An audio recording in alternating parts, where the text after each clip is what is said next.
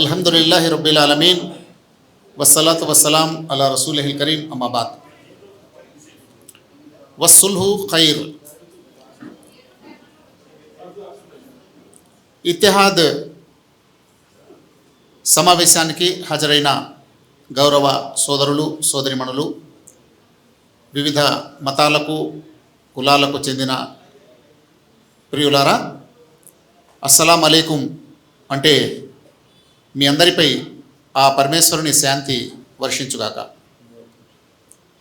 Good evening all of you, సత్ శ్రీ అకాల్, నమస్తే, ఇవన్నీ మనం చెప్పుకోవచ్చు, ఇందులో ఎలాంటి అభ్యంతరం లేదు. అయితే ఈనాటి ఈ సమావేశం విశిష్టత, ఔన్నత్యం, ప్రత్యేకత, ఆవశ్యకత మనందరికీ తెలిసిందే. అయితే సాధారణంగా మనం కొన్ని విషయాలు మాట్లాడుకుంటుంటాం. ఏమిటంటే గతించిన చరిత్ర. అయ్యా ఒకసారి చెప్పండి, ఏం మాట్లాడుకుంటాం ఎక్కువగా మనం? గతించిన చరిత్ర. రెండవది ఏం మాట్లాడుతామంటే ఎక్కువగా భవిష్యత్తులో సంభవించబోయే ప్రమాదాలు. భవిష్యత్తులో అలా అయిపోతుంది, ఇలా అయిపోతుందని ప్రమాదాల గురించి మాట్లాడతాం కదా, అది మాట్లాడతాం. మంచిదే, అది సమాచారం కోసం అవసరమే. కానీ ప్రస్తుతం మనం ఏం చేయాలి అనేది చాలా ప్రధానమైన అంశం. What to do right now. ఇప్పుడు మనం ఏం చేయాలి? జరగాల్సింది జరిగిపోయింది, జరగబోయేది జరుగుతుంది, కానీ ఇప్పుడు మనం ఏం చేయాలి, దీని మీద మనం అందరం దృష్టి సారించాలనేది ప్రధానంగా మనం తెలుసుకోవాల్సిన విషయం. మన అంశం ఏంటి చెప్పండి? ఇత్తిహాద్. ఇత్తిహాద్ అంటే ఏంటి? ఐక్యత, యూనిటీ. యూనిటీ యూనిటీ యూనిటీ ఎలా సాధ్యం అన్న దానికంటే ముందు యూనిటీ ఎందుకు పోతుంది, అంటే డిస్యూనిటీ ఎందుకు వచ్చింది అనేది తెలుసుకుంటే యూనిటీ ఎలా సాధ్యమో ఆటోమేటిక్గా మనకు అర్థమైపోతుంది. నేను ఈ విషయాన్ని ప్రత్యేకంగా మీ ముందు పెట్టాలనుకున్నాను. అసలు అనైక్యత ఎందుకు వచ్చింది,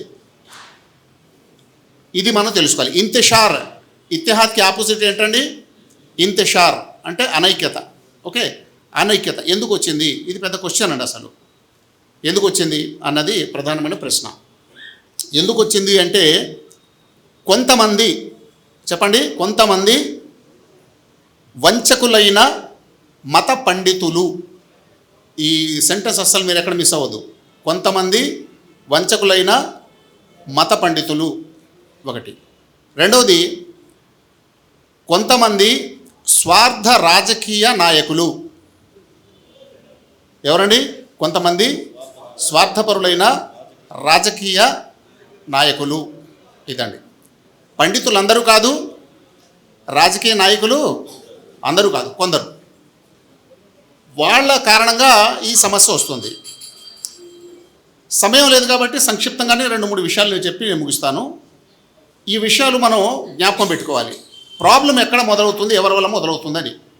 ఇప్పుడు ఇది ముస్లిం సమావేశం అనుకోండి, ఇది ముస్లిం సమావేశం భారతదేశంలోనే, ఇక్కడే నేను విన్న సమావేశాలు చెప్తున్నాను. ఆ సమావేశంలో అందరూ ముస్లింలు ఉన్నారు. ఒక ముస్లిం పండితుడు మాతో ఏం మాట్లాడతాడంటే, మనము భారతదేశంలో ఇస్లాం రాజ్య స్థాపన చేయాలి, ఎందుకంటే ఇస్లాం శాంతి ధర్మం. ఇస్లాం రావటం వల్ల పేదరికం పోతుంది, సమానత్వం వచ్చేస్తుంది, అందరూ ఆనందంగా సుభిక్షంగా ఉంటారు, కాబట్టి ఇస్లాం ద్వారా మాత్రమే ముక్తి అని చెప్తున్నా.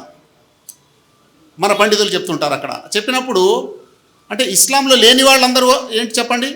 వాళ్ళ వల్ల శాంతి రాదు, వాళ్ళ వల్ల మేలు లేదు, వారి వల్ల ఎలాంటి ప్రయోజనం లేదు.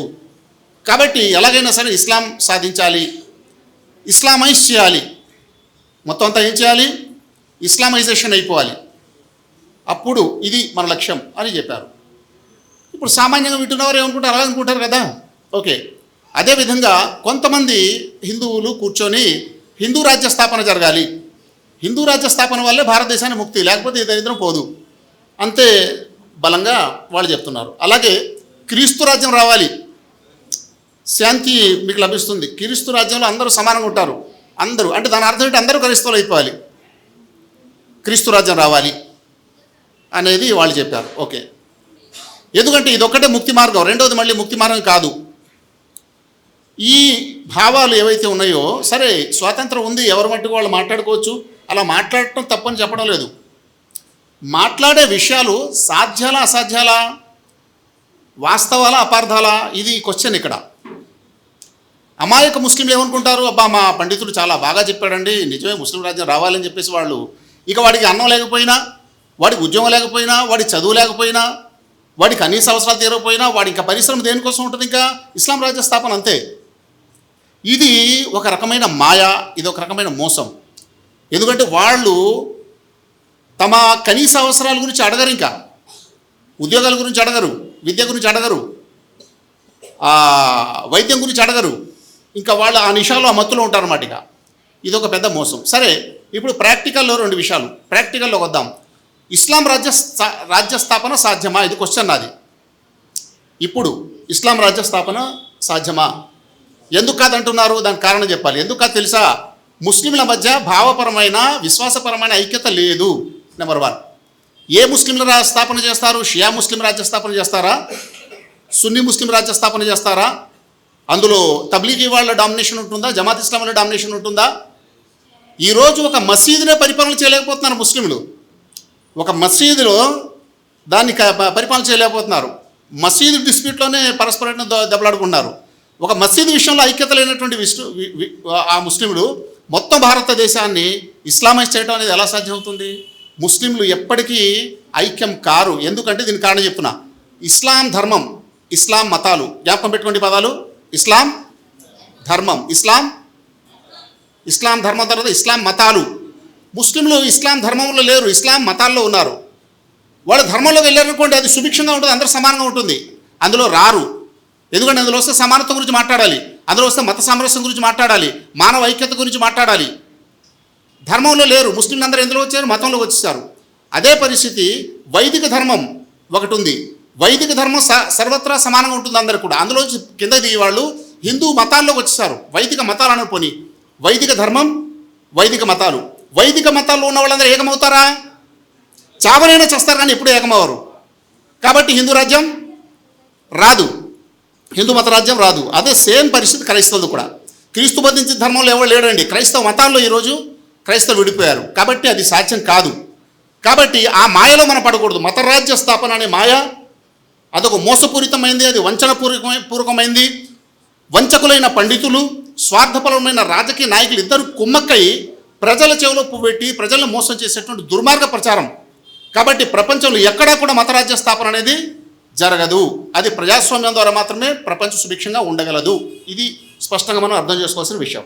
సరే, భవిష్యత్తులో మనం చాలా విషయాలు తెలుసుకుందాం. ఇతిహాద్. ఇక ఖురాన్లో ఉన్న ఒక వాక్యం చదివాను, అస్సుల్హు ఖైర్. ఇది 4:128. అందులో దేవుడు ఏం చెప్తున్నాడు ఖురాన్లో? సయోధ్యయే, చెప్పండి, సయోధ్యయే సర్వదా శ్రేయమైనది. సయోధ్యయే సర్వదా శ్రేయస్కరమైనది. అది ఒక హిందూ ముస్లింగా మారిపోవాలి, ముస్లిం హిందూగా మారిపోవాలి, క్రైస్తవుడు అయిపోవాలి, ఇలా మారిపోవడం కావాలా? వాళ్ళ మధ్య సయోధ్య కావాలా? సయోధ్య కావాలి. సయోధ్యయే సర్వదా శ్రేయమైనది. కాబట్టి మనందరం సయోధ్య కోసం పనిచేస్తున్నాం. ఇతిహాద్ అనేది దానికి నాంది ప్రస్తావనగా ఉంది. దీన్ని మనం ప్రపంచంలో కేవలం భారతదేశం సమస్య కాదండి, ఇది మొత్తం ప్రపంచ సమస్య. కాబట్టి మనం దీని మీద ఒక ఆదర్శ సమాజ నిర్మాణం చేయాలంటే రమణమూర్తి గారు ఒక దీక్షాపరుడుగా చారిత్రక అంశాలను అధ్యయనం చేసి, చరిత్ర మొత్తం బయట మాట్లాడే అన్ని అబద్ధాలే. అది ఎవరు మాట్లాడిన అబద్ధాలు అంటారు. ఏ చరిత్ర గురించి మాట్లాడుతున్నారు? వీళ్ళందరూ అబద్ధాలు మాట్లాడుతున్నారు. కేవలం నిజమైన చరిత్ర మీరు చూడాలంటే అది మన రమణమూర్తి గారి యొక్క రీసెర్చ్ మెటీరియల్ ఏదైతే ఉందో ఆ చీకటిలో ఉన్నటువంటి యథార్థాలు తీసి బయటకు పెట్టినటువంటి ఒక చంద్రోదయం, సూర్యోదయంగా చరిత్ర చూపిస్తున్నారు. ఇది ఒకటి. మతము, మతోన్మాదం రెండు అనేటువంటి విషయాన్ని విడదీసి చెప్పేటువంటి ఏకైక విధానం రమణమూర్తి గారు ప్రవేశపెట్టారు. చాలామంది మతాన్ని ఖండిస్తారు. మతం ఖండించకూడదు, మతం చాలా గొప్పది. మతం ఎంత గొప్పదో మతంలో అంత చెడ్డ విషయాలు కూడా ఉన్నాయి అనే ఒక యథార్థాన్ని ఆయన చెప్తున్నాడు. కాబట్టి ఖండించవలసింది మతంలో ఉన్న దుర్మార్గపు భావాలే తప్ప మతంలో ఉన్నటువంటి యథార్థాలు కాదు అనే విషయాన్ని మనం అర్థం చేసుకోవాలి.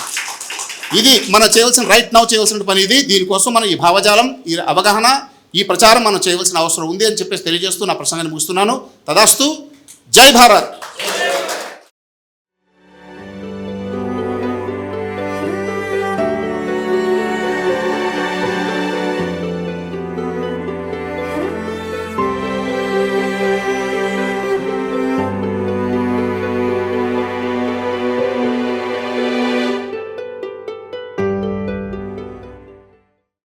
మీ ఆలోచనల్ని మరింత సంపద్వంతం చేయగల ఈ పుస్తకాల్ని మీరు చదివారా?